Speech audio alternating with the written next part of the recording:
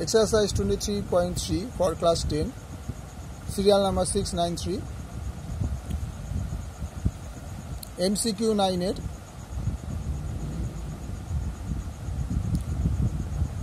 এর 5 নম্বর বলেছে 2 cos 3 theta equal to 1 হলে থিটা মান নির্ণয় করো। অ্যান্সার অপশন হচ্ছে 10 ডিগ্রি, অ্যান্সার বি অপশন হচ্ছে 15 degree, answer C is equal to 20 degree, answer D is equal to 30 degree.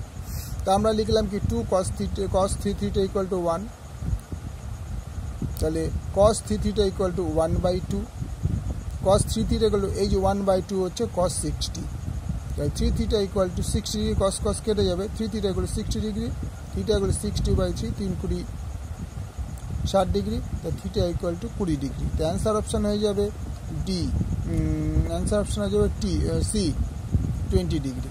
Okay, thank you.